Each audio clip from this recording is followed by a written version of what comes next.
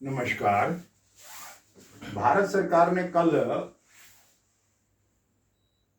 देश का बजट पेश किया। उस बजट में श्रम एवं समाज कल्याण के दृष्टिकोण से हमारे श्रमिक महिला, बच्चों, युवा वर्ग जो हमारे विषय से संबंधित हैं, उनके लिए बजट में क्या कुछ है उस पर थोड़ा सा विचार। महिला, भारत सरकार ने महिलाओं के बचत खाता प्रमाण पत्र पर 7.5% का ब्याज दिया। 2 लाख तक अगर उनका रुपया बैंक में जमा है या इस बचत प्रमाण पत्र पर जमा है तो उस पैसे से निकासी की भी सुविधा सरकार ने दी है। अब आइए महिला के बाद युवा। इसके पहले वाले वीडियो में भी श्रम विभाग के तरफ से कौशल विकास के ऊपर, स्किल डेवलपमेंट के ऊपर काफी फोकस रहा है। अलग से उसका टॉपिक भी बनाया है। भारत सरकार कौशल पर संपन्न सिलेबस यानी स्किल डेवलपमेंट का बाकायदा सिलेबस बनाकर, और उस सिलेबस में क्या क्या विषय आएंगे? रोबोटिक्स, रोबोट बनाना, drone, 3D printing, IoT, AIE और भी हैं जो स्किल डेवलपमेंट के लिए वो बहुत सारे विषय को ला रहे हैं। ये बहुत महत्वपूर्ण विषय हो रहा है। यहां देखिए, स्किल डेवलपमेंट के लिए बाकायदा स्किल इंडिया इंटरनेशनल सेंटर की स्थापना भारत सरकार करने जा रही है। उसके बाद एक बहुत बड़ा डेवलपमेंट गांव के बच्चों के लिए हो रहा है, जो किशोरावस्था में बच्चे आ गए हैं। कोरोना काल में जब स्कूल बंद हो गए, सारा सेवा ठप हो गया, पढ़ाई का बिल्कुल बंद हो गया, उस दरमियान मोबाइल से, नेट से पढ़ाई शुरू हुआ। उसके लिए भारत सरकार ने गांव में डिजिटल लाइब्रेरी की स्थापना का निर्णय लिया है। यानी ये कोरोना काल से सीखा हुआ निर्णय हमें लग रहा है। उसके बाद आइए शेड्यूल ट्राइब के लिए, जो अपने जनजातीय समूह है, प्राइम मिनिस्टर के तरफ से PBTG विकास मिशन, प्राइम मिनिस्टर ने ये लोगों ST के लिए बाकायदा एक अलग से विकास मिशन की स्थापना किया है, जिस पर विकास मिशन का अर्थ होगा उनके टोटल डेवलपमेंट के लिए काम करना। और इसके लिए जरा सा देख लीजिए, पैसा भी उनके घर विकास वगैरह सारा चीज, यानी जो उनको सुविधा चाहिए एक जीवन में, रोटी कपड़ा मकान, उस तरह से, तो 15,000 करोड़ रुपया का व्यवस्था यहां किया गया है। अब इसी में आइए, एकल विद्यालय शेड्यूल ट्राइब में ही, गांव देहात में, दूर दराज में विद्यालय छोटे होते हैं, घर दूर दूर पर होते हैं। अब उसके लिए स्कूल की स्थापना करना बड़ा कठिन कार्य हो जाता। तो उसके लिए एकल विद्यालय, यानी उस विद्यालय में एक शिक्षक होंगे। ऐसे ये शेड्यूल ट्राइब के जो क्षेत्र हैं उसमें 740 विद्यालय अभी चल रहे हैं। उसके लिए 38,800 शिक्षकों की नई बहाली होगी एकल विद्यालय के लिए। ये एक बहुत बड़ी योजना इनके लिए हो गया। अब ओल्ड एज पेंशन में देखिए, जिनकी उम्र 60 हो गई है और कुछ बचत में पहले सरकार उनके खाता में 15 लाख तक का उनको रखने का इजाजत दिया था, ओल्ड एज यानी 60 के वरिष्ठ नागरिकों के लिए। अब ये 15 लाख बढ़ के 30 लाख हो गया है। एक बहुत बड़ी बात है, यानी जस्ट डबल हो गया है। उसके बाद देखिए, मोटा अन्न पर अपना एक वीडियो पहले भी हमने आपके समक्ष रखा है। बाजरा, रागी, कोदो, सावा, ये जितने भी मोटा अन्न है, ज्वार,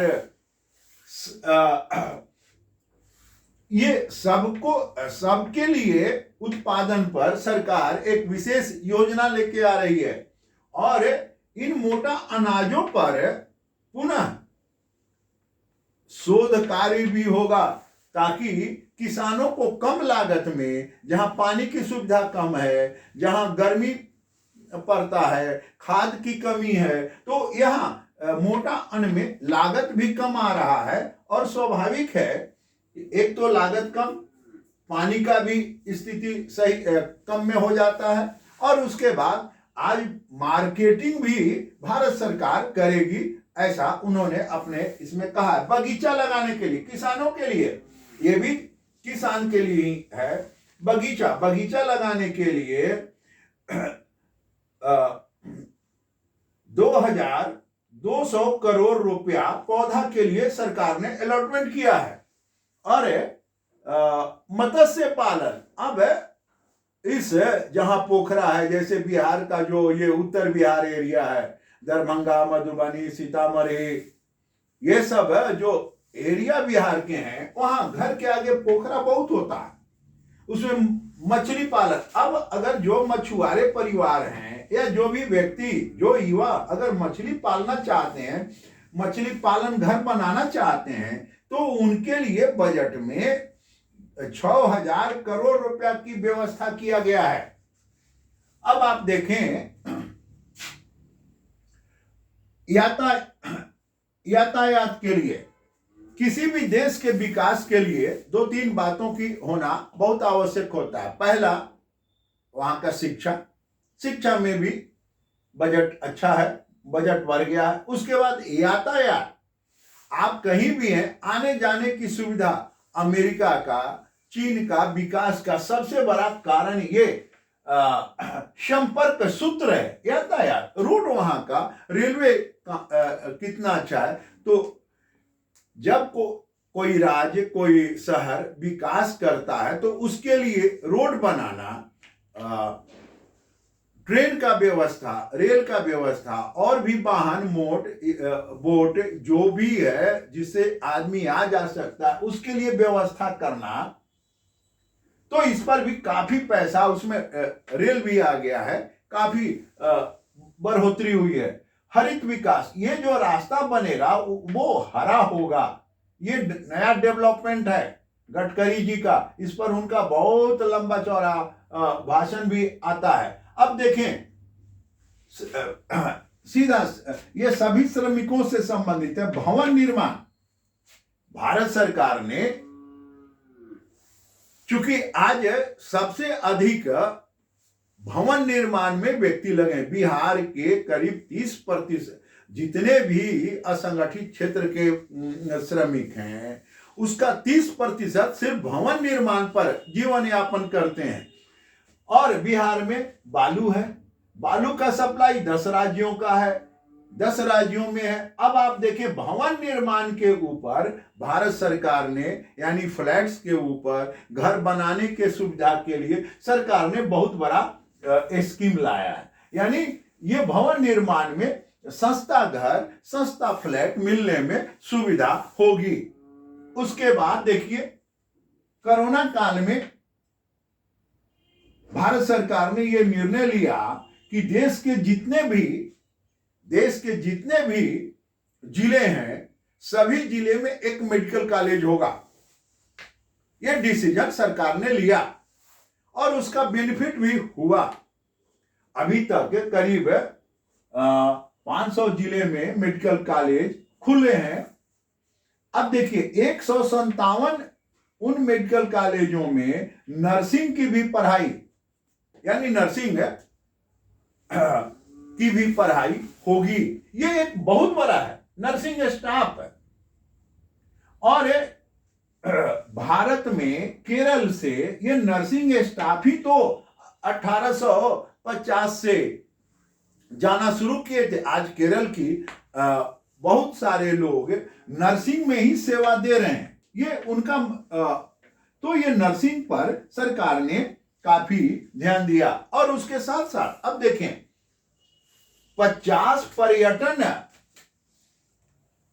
पर्यटन केंद्र का विकास होगा, यानी ऐसा क्षेत्र जो कि सांस्कृतिक धरोहर हो, सामाजिक मान्यता प्राप्त हो, ऐसे पर्यटन केंद्रों का विकास, जैसे बिहार में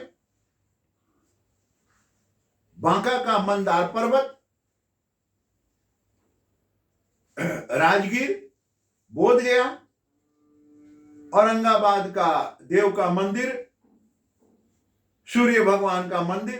तो इस तरह का जो पर्यटन केंद्र है उनके बारे में बताना और वहां आने जाने का मार्ग प्रशस्त करना, वहां रहने की व्यवस्था करना।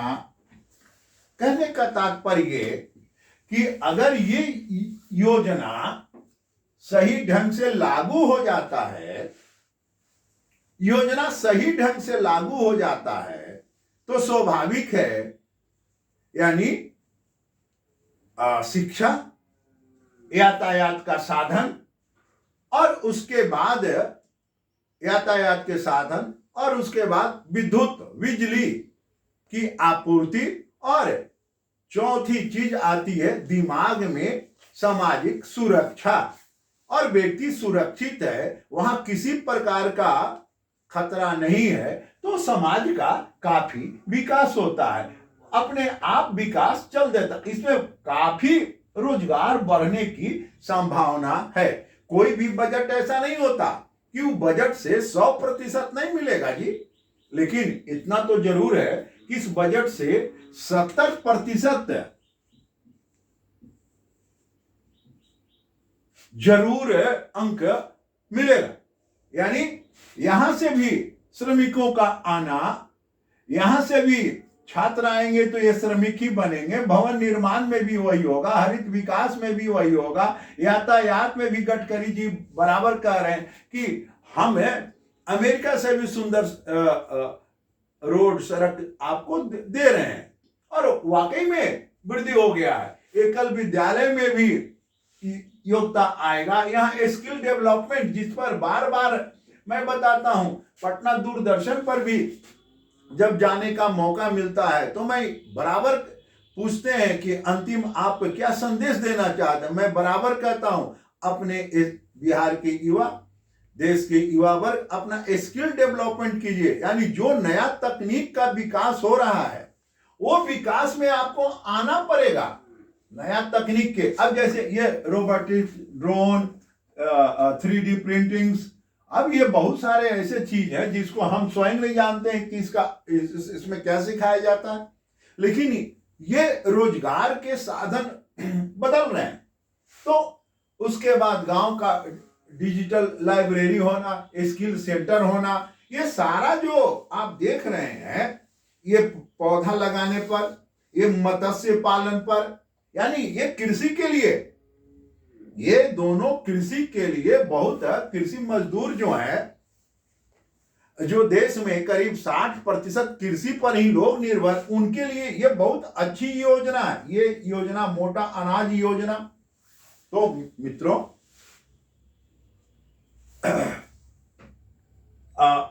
अगर ये योजना सरकार के यहां से आया और ये योजना जमीन पर लागू हो जाता है, तो स्वाभाविक है कि परिवर्तन होता है।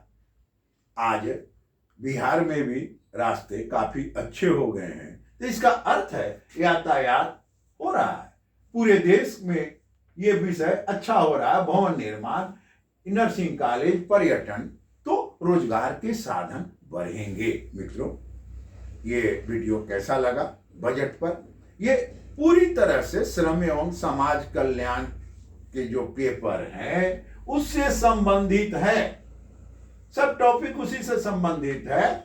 तो इसीलिए मैंने इसका संग्रह किया, आपके समक्ष रखा। ये वीडियो कैसा लगा आप शेयर करें, लाइक करें और कमेंट करें। नमस्कार।